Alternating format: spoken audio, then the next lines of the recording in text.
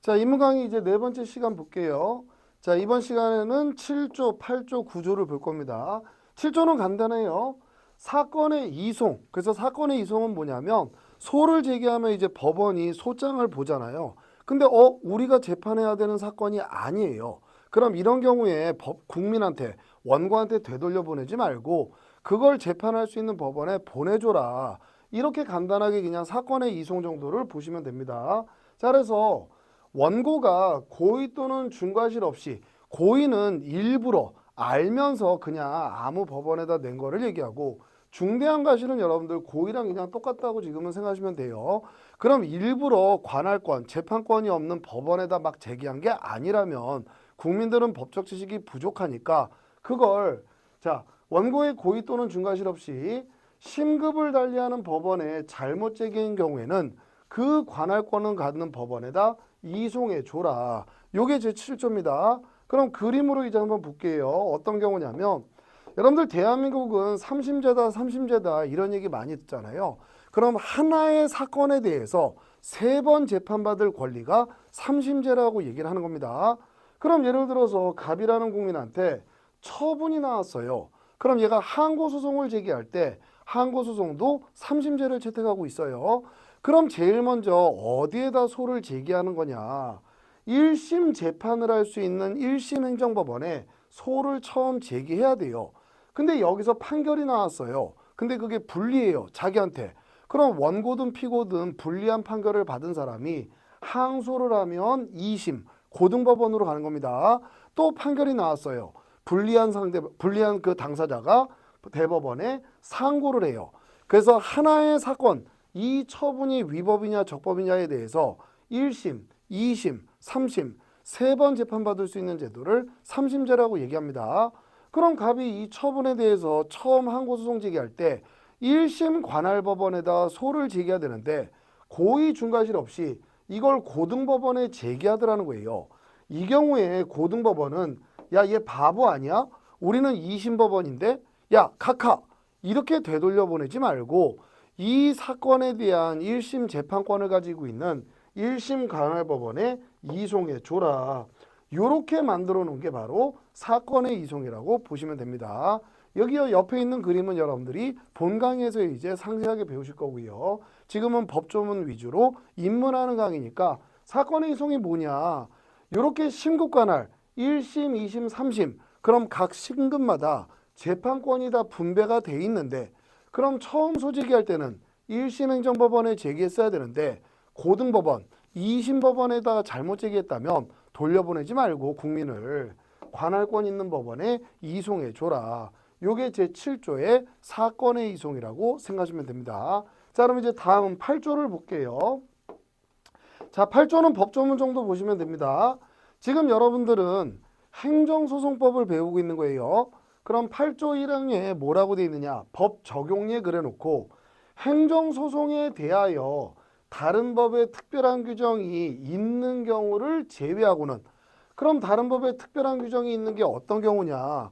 행정소송법은 취소송을 제기할 때 안날로부터 90일 안에 들어오라고 되어 있습니다.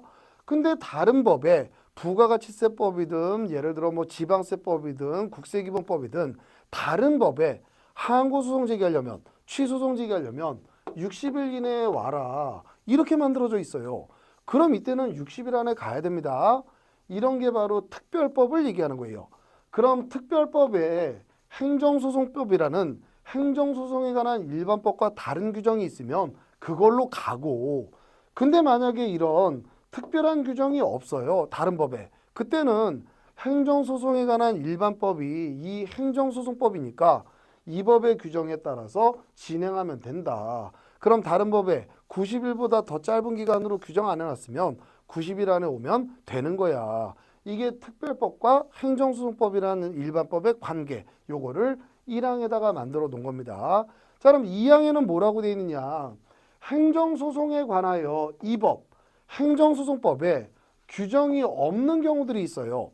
그럼 왜 이렇게 규정을 빠뜨려 놓은 경우들이 생기느냐? 여러분들 행정소송하고 민사소송하고 비교하게 되면 어느 게 숫자가 많을까요?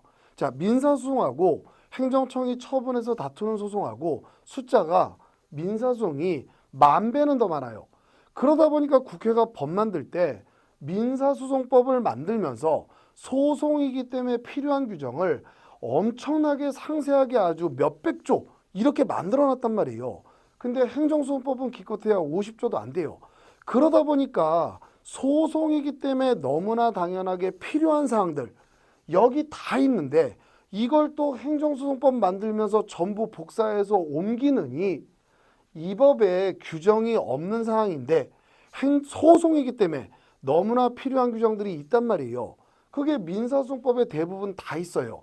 그럼 이걸 복사해서 여기다 안 만들어 놓을 테니까 행정소송 진행하면서 필요한 규정이 있는데 혹시 규정이 없으면 고민하지 말고 법원조직법, 행정소송도 행정법원이라는 법원이 담당하니까 법원조직법, 민사소송법, 민사집행법 여기 상세하게 만들어 놨으니까 이거를 갖다 써라. 이게 8조 2항에 등장하는 내용입니다. 자, 그래서 8조 1항은 행정소송에 관해서는 행정소송법이 일반법이라는 내용을 담고 있는 거고 근데 행정소송법이 행정소송에 관한 일반법이지만 소송이기 때문에 너무나 필요한 규정들은 또 민사소송법에 오히려 다 만들어 놨다는 거예요.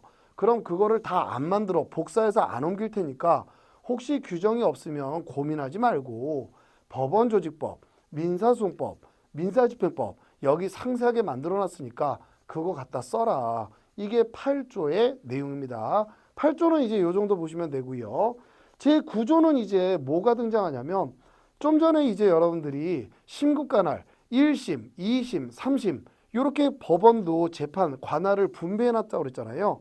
그러니까 행정소송 제9조에는 1심 관할, 행정소송에 관한 1심 어느 법원이 재판하는 거냐 재판 관할을 규정하고 있어요. 그래서 제9조에 재판 관할 자 취소소송의 제1심 관할 법원은 피고 행정청입니다. 행정청이 소재하고 있는 소재지를 관할법원으로 한다. 그럼 대부분 지금은 국가부처들, 중앙행정기관들이 세종시에 있기 때문에 세종시를 관할하는 행정법원에 제기하면 된다. 요게 1항입니다. 근데 2항에는 뭐라고 돼 있냐면 1항에도 불구하고 피고행정청이 세종시에 소재하고 있어요. 그런 경우에도 불구하고 다음 각 호의 어느 하나에 해당하는 피고 얘네들이 이제 행정청이 되는 거예요. 얘네가 한 처분의 경우에는 여기에 제기 안 하고 대법원 소재지를 관할하는 행정법원 이게 서울행정법원을 얘기해요. 여기에 제기할 수도 있다. 그래서 밑에 봤더니 중앙행정기관 장관 생각하시면 돼요. 자, 그래서 기획재정부 장관, 고용노동부 장관, 각부 장관을 생각하시면 됩니다. 근데 행정각부 소속으로는 또 부속기관, 국세청, 노동청 이런 부속기관들이 있어요.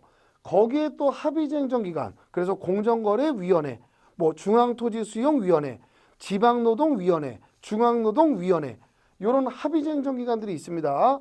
얘네들의 처분이라거나 국가의 사무를 위임 위탁받은 공공단체, 대개 건강보험공단, 근로복지공단 이런 각종 공단, 공사를 얘기합니다.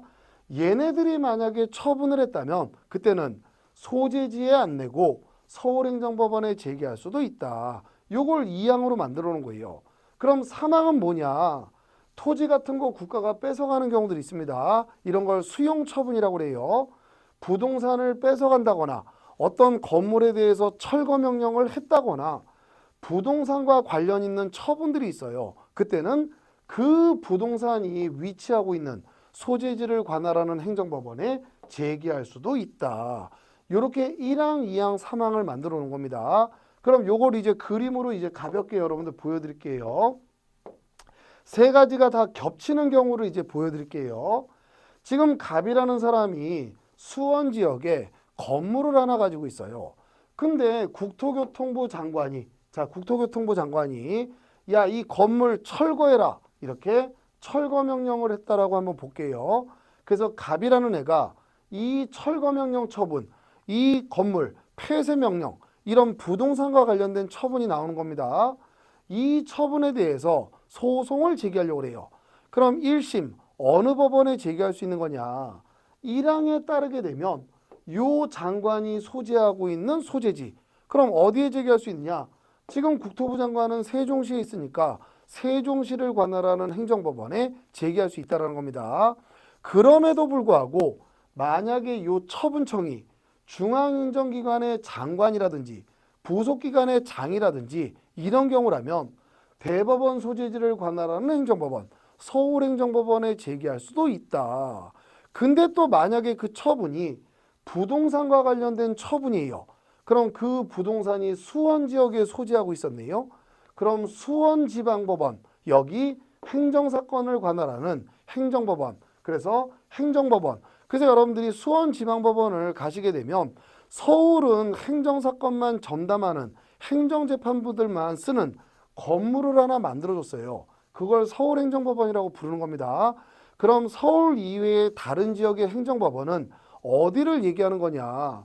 수원지방법원 건물을 이렇게 들어가게 되면 이렇게 법원 배치표가 이렇게 팻말이 막 붙어 있습니다. 그래서 민사 1부, 민사 2부, 형사 1부, 형사 2부, 행정 1부, 행정 2부 이렇게 팻말이 다 있어요.